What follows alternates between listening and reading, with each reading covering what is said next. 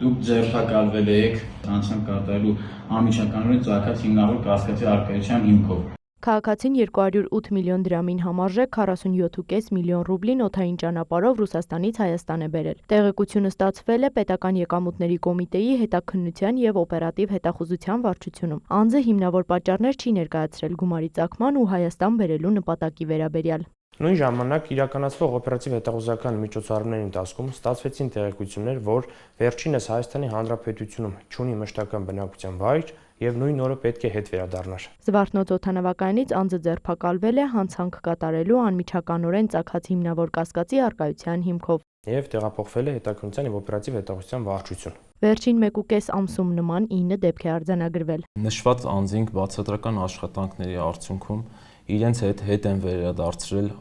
ներմուծված կանխիկ գումարները ընդհանուր շուրջ 133 միլիոն ռուբլու չափով։ Մարտի սկզբից է կանխիկ գումարների տեղաշարժի մասով հսկողությունը խստացվել։ Արդյունքում նախորդող ժամանակահատվածների համեմատ կանխիկ եղանակով ներմուծվող գումարի ծավալը նվազել է շուրջ 10 անգամ։ Նման երևույթները մեր դիտակետում հայտնվել են դեռևս 1 տարի առաջ, սակայն մեր կողմից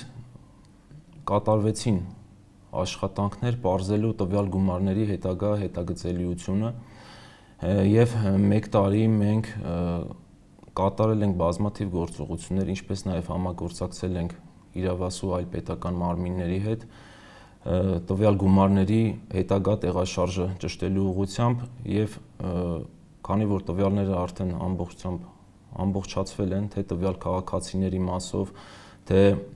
տվյալ գումարների հետագա տեղաշարժի մասով մեծամասամբ այդ իսկ պատճառով մենք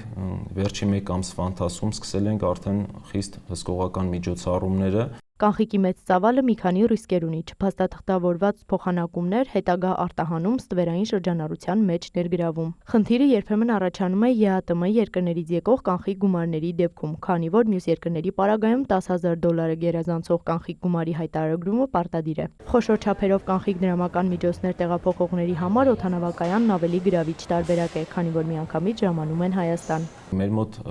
գործում է ռիսկերի համակարգ։ Հիմնականում տվյալ քաղաքացիները իրենց հետ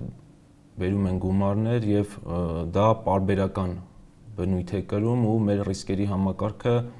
նույնականացնում է տվյալ անձանց ու արդեն մեր մոտ առաջանում են հիմնավոր կասկածներ, որ տվյալ գումարները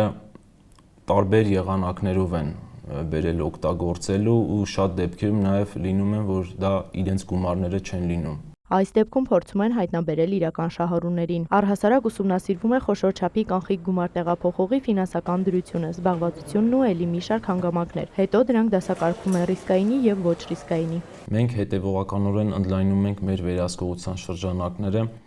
ներառելով թվային եւ ոչ ավանդական մեխանիզմներով փոխանցումները։ Մեր նպատակը մեկն է կանխել հնարավոր ստվերային գումարների ներմուծումը Հայաստանի Հանրապետություն։ Իսկ քաղաքացիներին հորդորում են զերծ մնալ զարտուղի ճանապարհներով գումարի տեղափոխումից եւ օգտվել միայն օրինական ֆինանսական հաստատություններից։ Էմմա Վարդանյան, Սեյրան Անտոնյան, լուրեր։